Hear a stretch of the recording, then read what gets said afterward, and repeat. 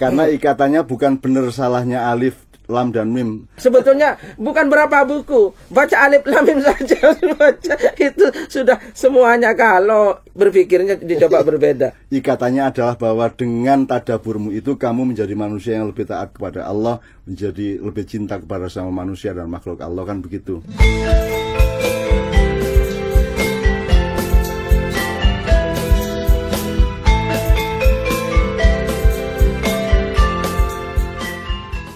Assalamualaikum warahmatullahi wabarakatuh. Waalaikumsalam. Ini seri tadabbur kedua, itu kita memasuki judul yang saya sebut huruf dalam Al-Quran. Karena kalau secara keseluruhan Al-Quran itu kan firman Allah. Firman itu terdiri dari surat-surat, surat-surat terdiri dari ayat-ayat, ayat-ayat terdiri dari kalimat-kalimat, kalimat-kalimat terdiri dari kata-kata, dan kata-kata terdiri dari huruf-huruf. Nah, kita ini tingkatnya kan baru timik-timik di huruf Al-Quran. Gitu. Nah, ini kita, marja kita tetap Pak Yai Muzamil, karena dan beliau tidak perlu mempersiapkan apa-apa, karena beliau insya Allah tahu dan maksum dan muhtadi ya. Allah akan selalu secara laten, secara permanen memberi petunjuk kepada beliau insya Allah. Jadi umpamanya sekarang kita berangkatnya gini, huruf ya. Berarti ada alif, ba, ta, tha, jim, ha, kha, sampai lam, alif, lam, ya, segala macam. Nah, di Al-Quran itu ada ayat yang berupa huruf.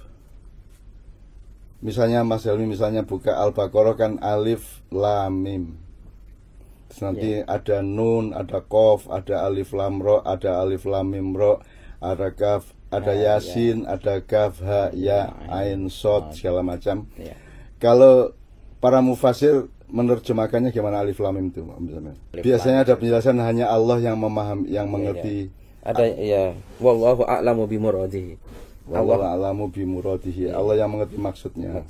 Yang sekarang kalau ada orang yang bertanya lugu gini misalnya, loh, kalau hanya Allah yang mengetahui, untuk apa dikasih tahu ke kita? Wong itu hanya Allah yang tahu muradihi kok. Maksudnya apa, konteksnya apa, tujuannya apa, kan hanya Allah yang tahu. Terus untuk apa diinformasikan ke kita kalau informasi itu tidak menghasilkan pengetahuan apa-apa?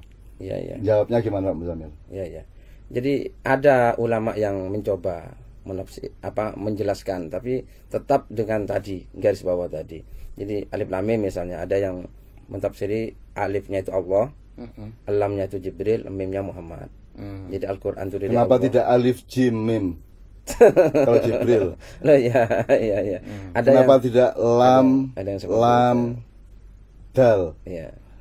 Karena tidak ada disiplinnya di situ kan? Iya. Kenapa Allah dipanggil diambil huruf pertama, Jibrilnya di terakhir, huruf terakhir, Muhammadnya huruf awal?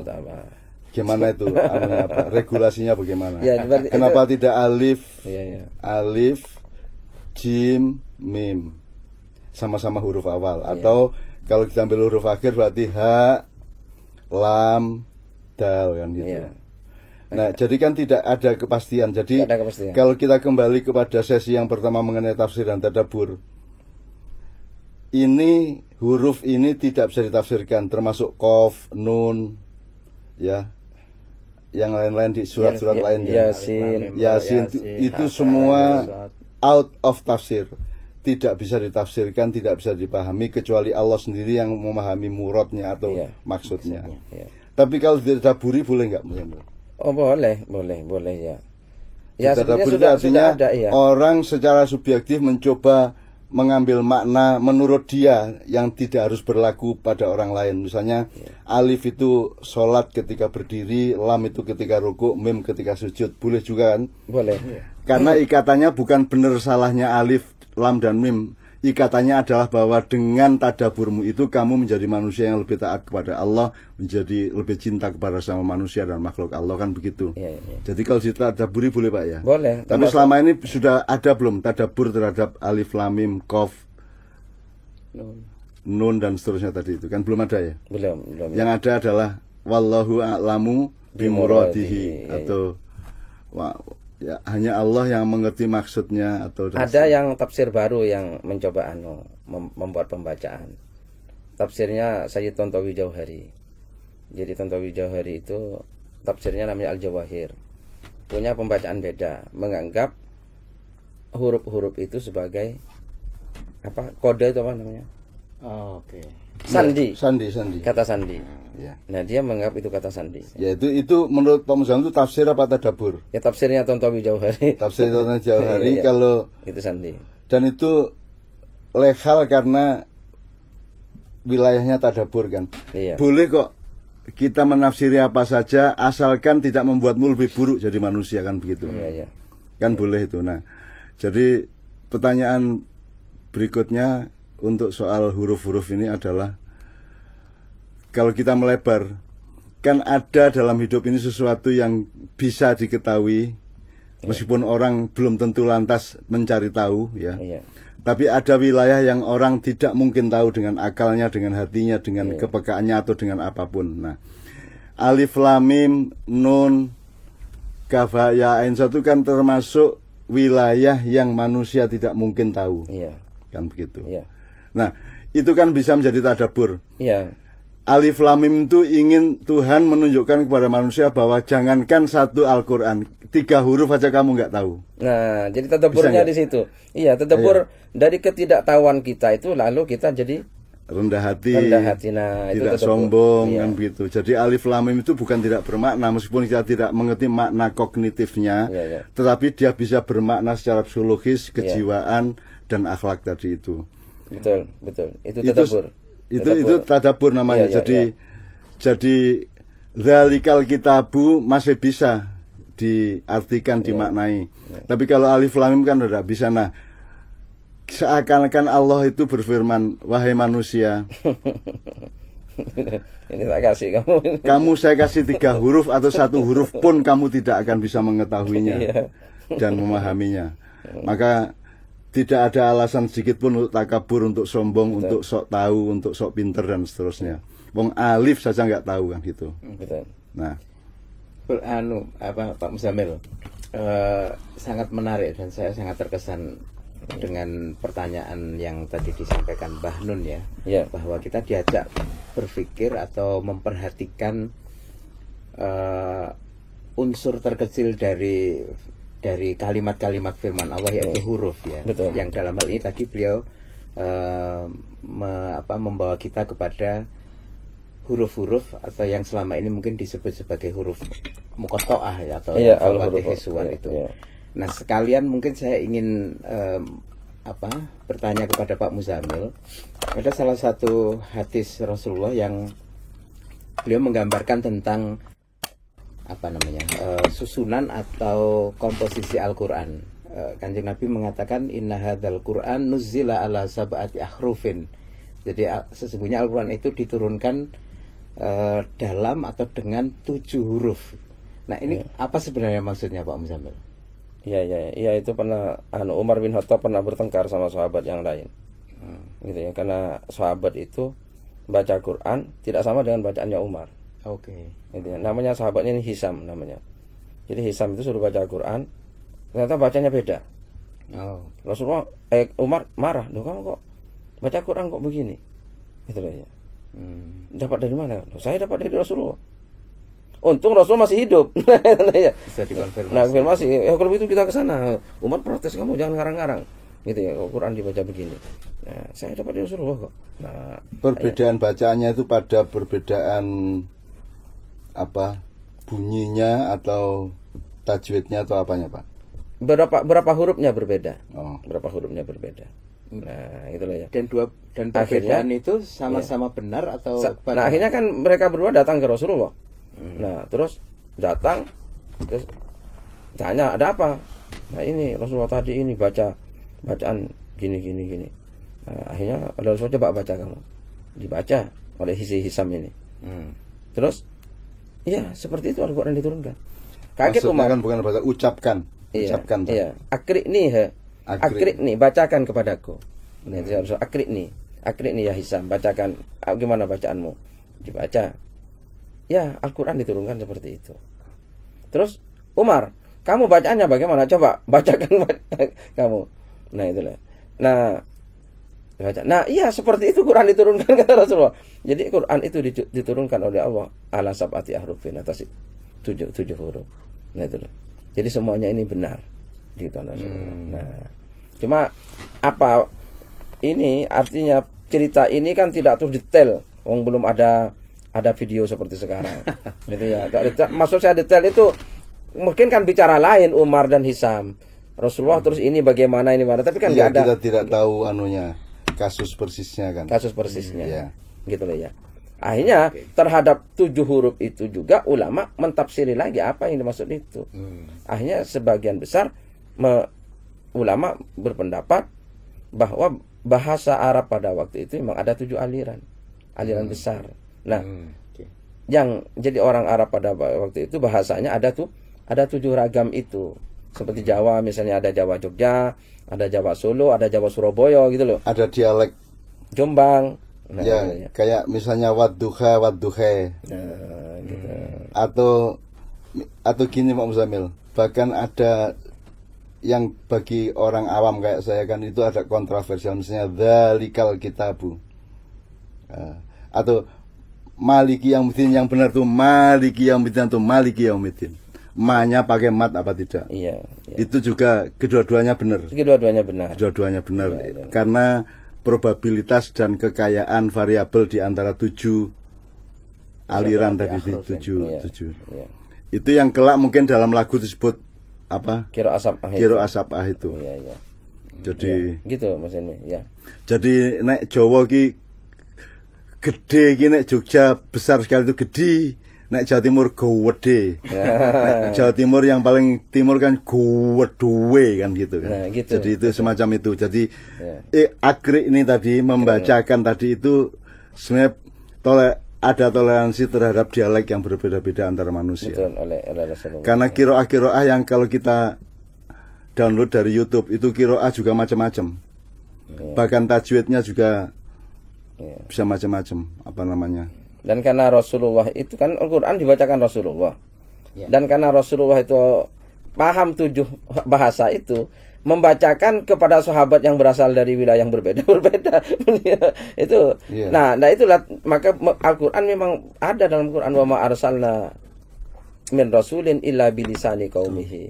Saya tidak mengutus satu rasul kecuali dengan tadi itu iya. berimplikasi terhadap penafsiran atau makna yang dicapai.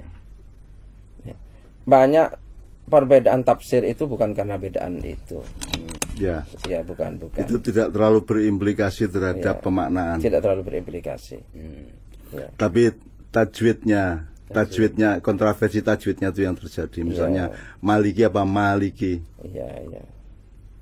Gitu. Ya, jadi tidak terlalu implikasi ke sana. Tidak terlalu berimplikasi pada penafsiran. Tidak. Lebih mungkin kekayaan atau ragam. Misalnya gini, kalau kira yang waladhdallin bis, ada yang waladhdallin bismillahirrahmanirrahim bisa juga. Dan seorang qori bisa melakukan 2 atau 3 dialek, bisa aja. Saya perhatikan di qiraah itu saya kira itu adalah kemurahan hati Allah kepada kekayaan yang memang Dia ciptakan pada beragam-ragamnya manusia itu, menurut saya. Jadi Allah enggak ketat-ketat amat, enggak sampai segitu-segitu amat gitu loh. Tapi mungkin ada enggak Pak Muzamil dalam sejarah itu upaya untuk mungkin mendominankan salah satu versi gitu? Ya, setelah masa Sayyidina Utsman itu kan disatukan.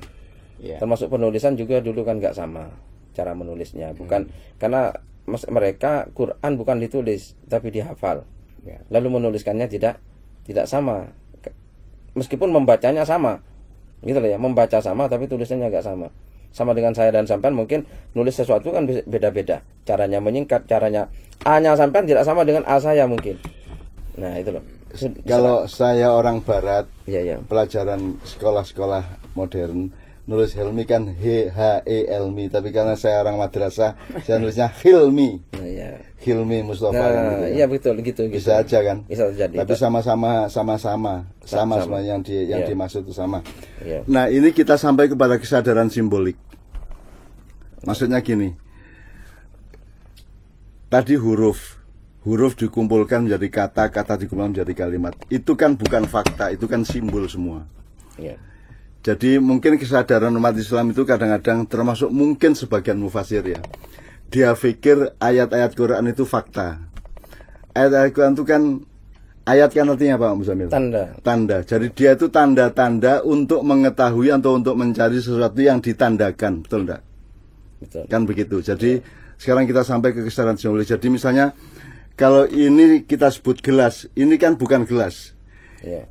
Yang ada adalah kesepakatan Anda, kita semua menyebut ini gelas. Tapi kalau Anda bilang ini gelas di Norwegia, orang enggak paham. Di Arab juga enggak paham. Jadi sebenarnya kata itu bukan fakta. Kata itu bukan kasunyatan. Kata itu sanepan kalau bahasa Jawanya. Kata itu simbol. Termasuk ayat-ayat Allah itu di Al-Quran itu semua itu simbol terhadap atau simbol atau pintu, kalau istilah saya, pintu yang harus kamu buka untuk mengetahui isinya apa. Maka maknanya tidak akan pernah habis. Iya. Kalau katanya ya itu, nggak bertambah nggak berkurang, hanya ya yang ada 30 juz itu, 114 surat itu. Jadi ya, gitu. Jadi huruf itu adalah akar tanda, akar ayat. Iya. Nah, jadi dia bukan fakta hidup. Dia mengantarkan kamu untuk berijtihad, beriadoh atau apa Pak? Suluk ya, melakukan suluk, melakukan perjalanan untuk menemukan faktanya. Nah, selama ini kan sehari-hari kan kita menyangka bahwa ayat-ayat Allah itu fakta. Kan begitu. Bukan, dia bukan fakta kehidupan, dia tanda-tanda kehidupan. Kan, makanya huruf tadi itu, kalau sekarang kita tanya, Hel, seluruh Al-Quran berapa ayat? 6.666. 6.666 ayat itu kalau dihitung luas mana dibanding Alif Lam Mim, 3 huruf dok? Saya tanya. Lebih luas mana? Alif Lam Mim, Allah memaksudkan tandanya tanda apa kita enggak tahu. Allah bilang Alif Lam Mim. Itu satu semesta yang sangat luas di baliknya. Dibanding dengan 6.666 ayat seluruh Al-Quran, luas mana? Silakan kalau ada mufasir bisa menjawab ini. Jadi hidup begitu luar biasa. Allah itu wisanggeni, wasi'un ghaniyun, sangat luas dan sangat kaya raya. Sehingga dari Alif Lam Mim saja, dari huruf-huruf Al-Quran saja kita bisa menyadari betapa kerdilnya kita, betapa fakirnya kita, betapa tidak tahunya kita ya. Jadi kita ini, makanya kita ada tradisi dalam Islam menyebut diri al-fakir indallah atau apa? Al-jahil indallah ada nggak Pak? Saya menyebut diri saya Muhammad Ainun Najib tertanda, terus dalam kurung al-jahil indallah kan? Bisa kan? Bisa kan? Allah al-fakir, selama ini al-fakir indallah, yang miskin di hadapan Allah. Sekarang kalau saya ngomong gini, kita ngomong kepada tanda tadi, ayat tadi itu, huruf. Kalau Anda sebut gelas dan kemudian ada tambahan gelas kaca, banyak mana? Gelas apa gelas kaca? Jadi 2 kata mempersempit. Iya. Ya, jadi kalau kita sebut gelas kaca itu berarti yang plastik, yang seng, tidak. Yang lain tidak termasuk, sehingga jumlahnya lebih sedikit dibanding gelas tok. Gitu ya. Jadi sekarang kembali ke pertanyaan. 6.600 ayat Al-Quran, harus 66 ya. Itu dibanding Alif Lam Mim tok atau Yasin tok atau Qaf tok, Nun saja. Nun wal Qalam itu. Itu lebih luas mana? Kalau pakai psikologi kata tadi, ternyata kata gelas lebih luas, lebih banyak dibanding gelas kaca atau gelas plastik. Nah, jadi orang hidup itu tidak bisa apa-apa kecuali tawadhu, sujud kepada Allah Subhanahu wa taala, karena begitu banyak yang tidak kita ketahui dan begitu hanya sedikit yang bisa kita ketahui. Makanya Allah mengatakan utitumul ilma Wa ma utitu minal ilmi illa minal ilmi illa qalila. Jadi kembali ke soal tadabbur dan tafsir, tolong jangan terlalu mengandalkan ilmu. Ya. Tapi andalkanlah output akhlakul karimah tadi itu. Dengan alif lam mim, Alif lam mim aja ada tidak bisa ditafsiri. Tidak bisa ditafsiri. Tapi bisa ditadaburi. Bisa ditadaburi, dan kalau ditanyakan tadi lebih luas mana alif lam mim apa seluruh Al-Qur'an? Ya. Bisa lebih luas alif lam mim karena dia tidak terbatas kemungkinannya, sementara kalau Al-Qur'an karena banyak rumusan, banyak regulasi-regulasi atau penataan pemahaman, maka dia tertentu. Tapi kalau alif lam mim kan tidak tertentu, jadi dia sangat-sangat luas. Tapi apakah karena itu maka Sayyidina Ali juga pernah mengatakan bahwa Al-Quran itu khumalu aujuhin, jadi memiliki beberapa kandungan wajah, sisi dan lain sebagainya. Iya. Yang kedua, saya juga ingin menanyakan kepada Pak Muzamil, kalau di dalam Al-Quran itu kan semua bentuknya itu kan kalimat ya, kata-kata, kalimat dan lain sebagainya.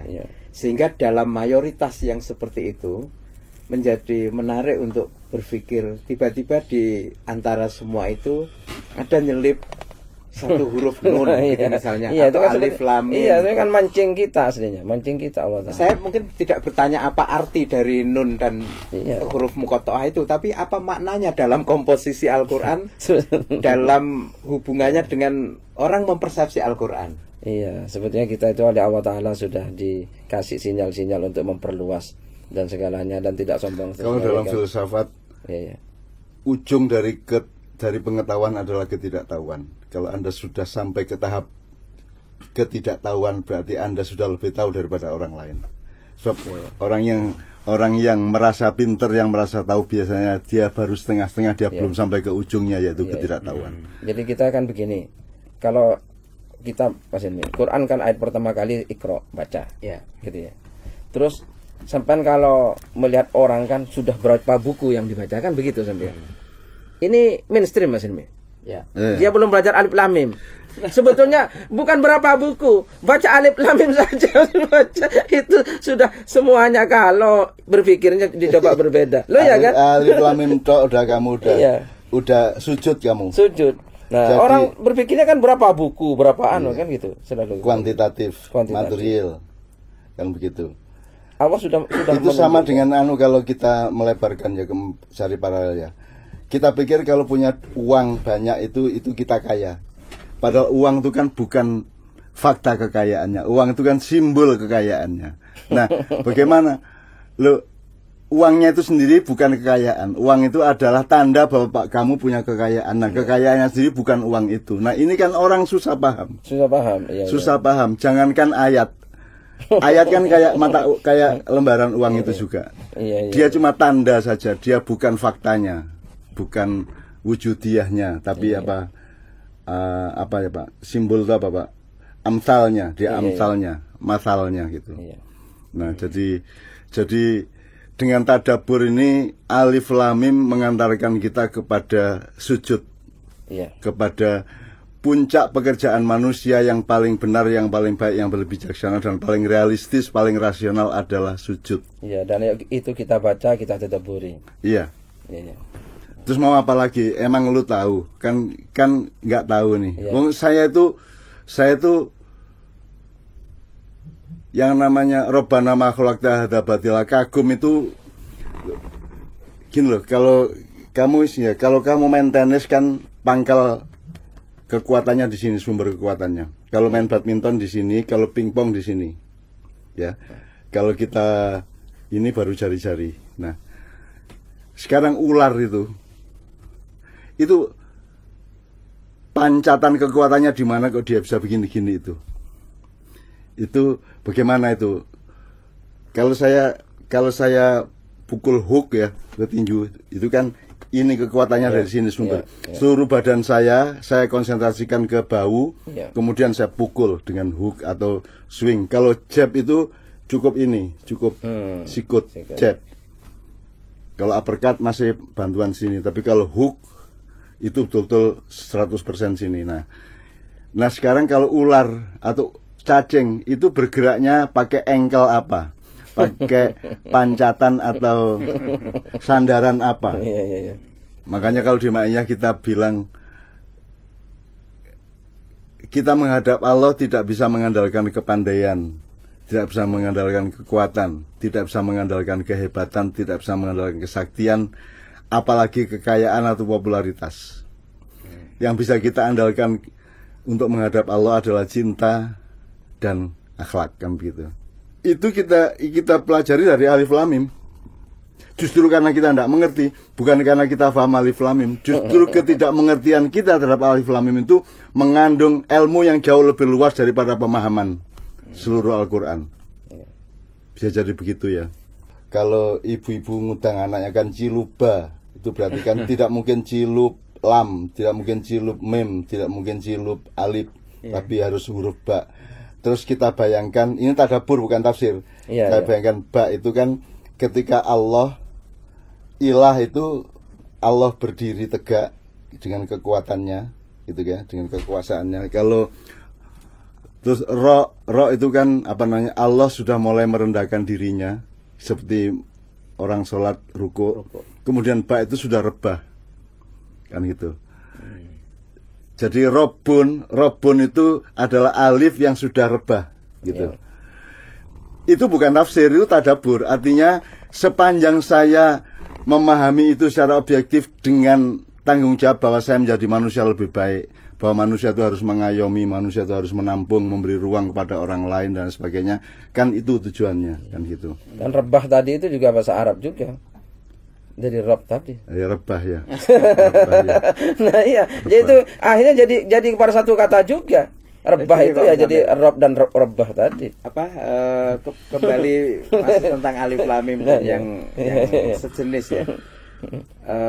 Sebagaimana difirmankan oleh Allah sendiri bahwa Al-Quran itu memang diturunkan dalam bahasa Arab gitu ya. Nah, kalau dalam konteks bahasa, mungkin unsur yang paling sederhana kita pahami itu kan kata ya. Setelah itu kemudian kalimat, dia menimbulkan bukan huruf, menimbulkan pemahaman atau makna dalam interaksi untuk komunikasi.